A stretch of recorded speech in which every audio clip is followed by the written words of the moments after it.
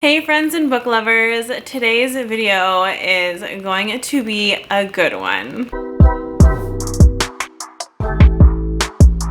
So welcome back.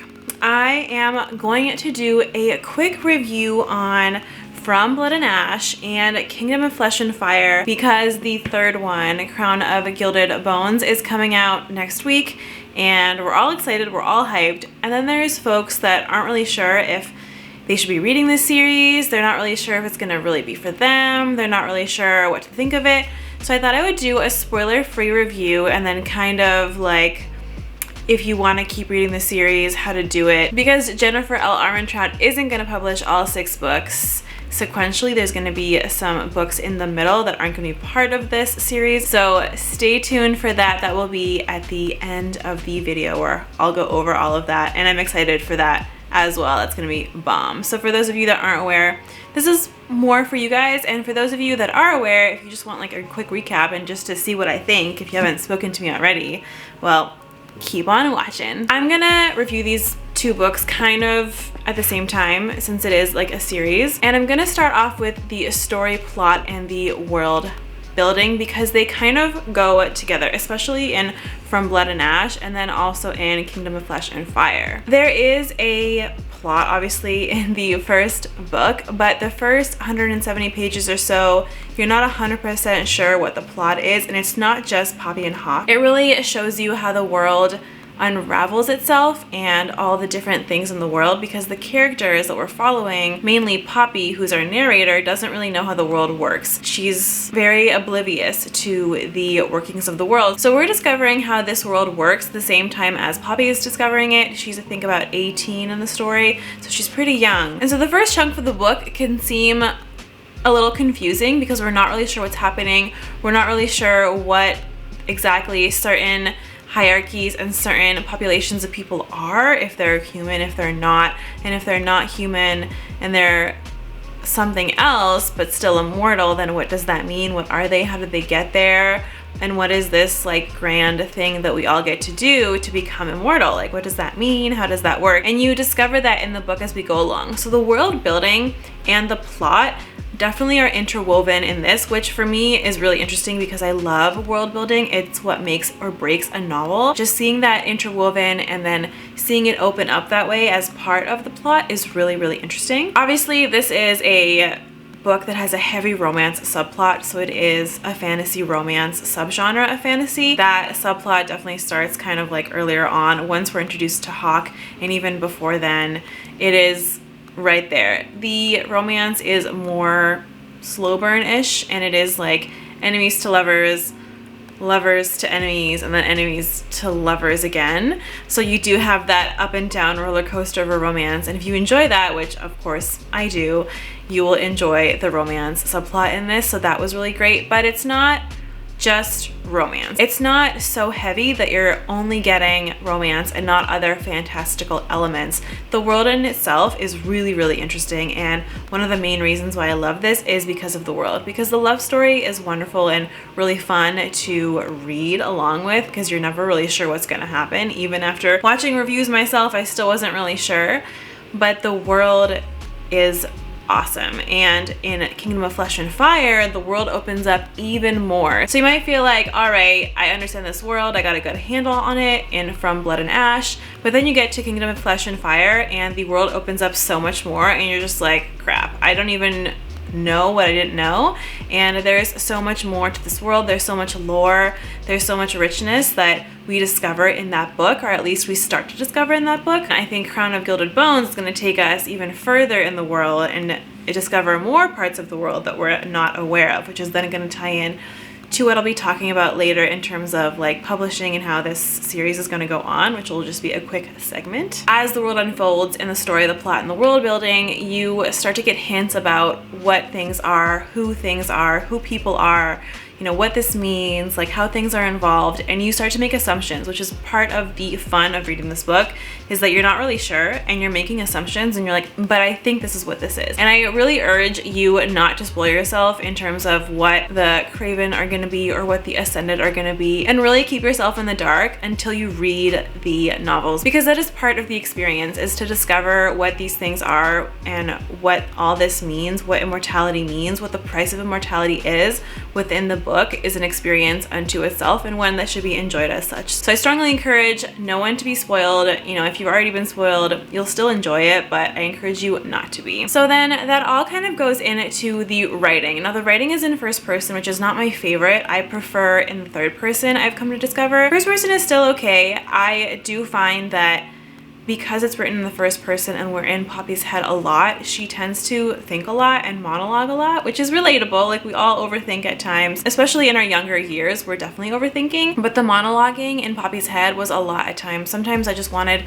her to finish up her thoughts so that I could get to like the next scene and see her interact with other characters. I love building up a character and hearing kind of some of their innermost thoughts, but not to the point where it's like pages and pages of that. So that's something to look out for if you're not a fan. I still got over that and really enjoyed it. And that's just one thing to look out for, is that there are some parts, and the monologuing really contributes to this, where it is long and drawn out.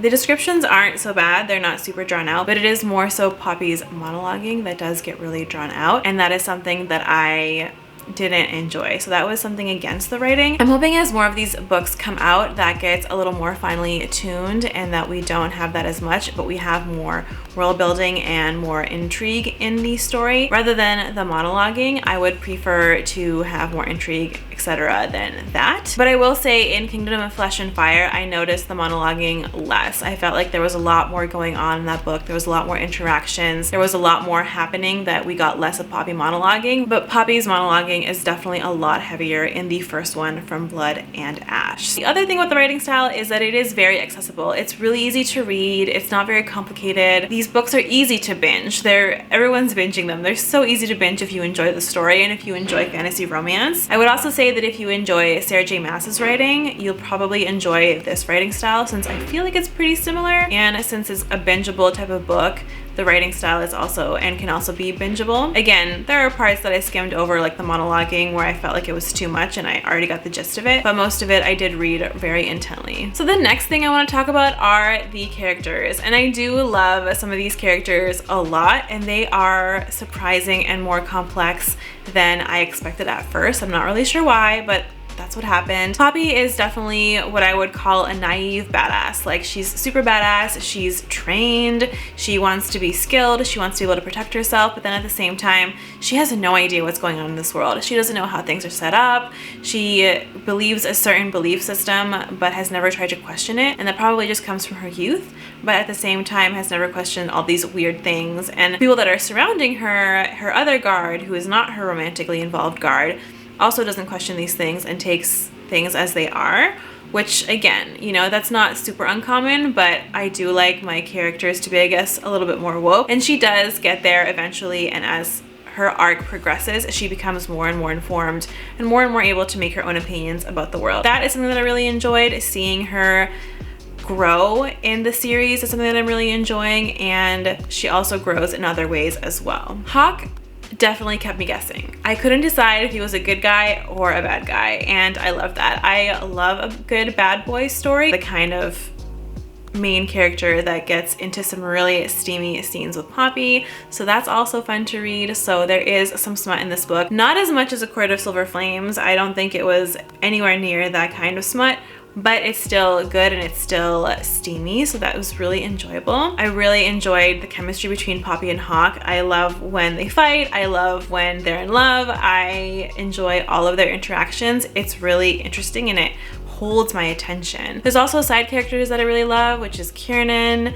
I really love Jasper, and these are all characters that you'll meet in these two books, so I'm not going to give too much away. For the characters that we're really focused on, there's a lot of different layers peeled back. Even the characters that are kind of like the villains in the story, they are much more complex and surprising as well. Not everyone is a straight good guy and a straight bad guy. A lot of our characters are kind of morally gray, and every and each side has their reasons for the way that they're acting and the way that they're doing things, even though they can seem wrong to do to the other side and vice versa. So I love that grayness that's included here, and I think it was done really well, and especially from like my logical mind, really enjoyed seeing both sides of a situation, even though you're kind of more on one side, but then you can understand the other side as well. So I thought that was really well done and really, really interesting. The last point that I use to rate books is the enjoyment that I had. I obviously loved these books. I gave From Blood and Ash 4 stars just because I felt like some parts dragged on and it took me longer to get into than other books, but it's still worth it. And I gave Kingdom of Flesh and Fire 5 stars because, as we all know, I love when the world opens up. I love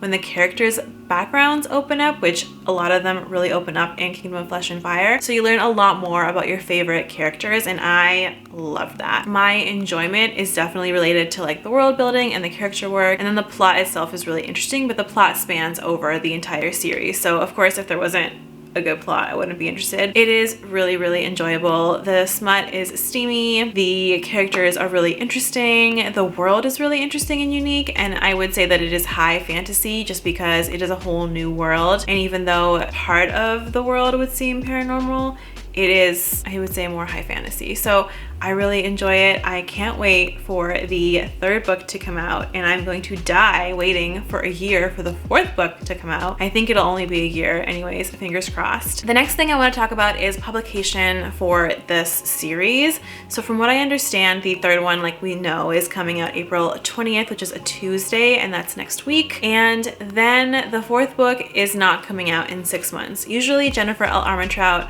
publishes her books every 6 months, and this series I think has also been on a pretty steady 6-month schedule, so usually you get 2 books a year. However, that's not the case with the series this year. We're getting 1 book in April. We are getting another book from Jennifer in October, and that is called A Shadow in the Ember, and it is a spin-off series for this series. And the reason that they're coming out in jumbled order is because the spin-off series takes us back to other characters and other lore that's in this series. And so she does, and she has stated that to kind of get to the 4th book, you have to read this book and the spin-off series that's coming out, because it's going to give you a lot more information about things that are going to be happening in the 4th book. Either way, I'm still excited to get 2 books in this world. So I still think that's going to be amazing, but just in case anyone is like, well, this is an unfinished series, we're only getting 1 book this year, you're right, but you're going to need to read the book that comes out in October in order to better understand the 4th book that's hopefully going to come out a year from now and no later than that. So that is it for the review of the first 2 books in the From Blood and Ash series. I'm really excited for the 3rd one to come out next week. I will be reading that on Tuesday non-stop. It's gonna be amazing. If you read the series and loved it, please let me know in the comments down below. And if you're thinking about reading the series, you definitely should. You can still comment down below what you're feeling like doing in the future with this series. If you like this video, please click the like button. That does help me out a lot. And if you want to see more content from me, more content like this, please go ahead and click the subscribe button.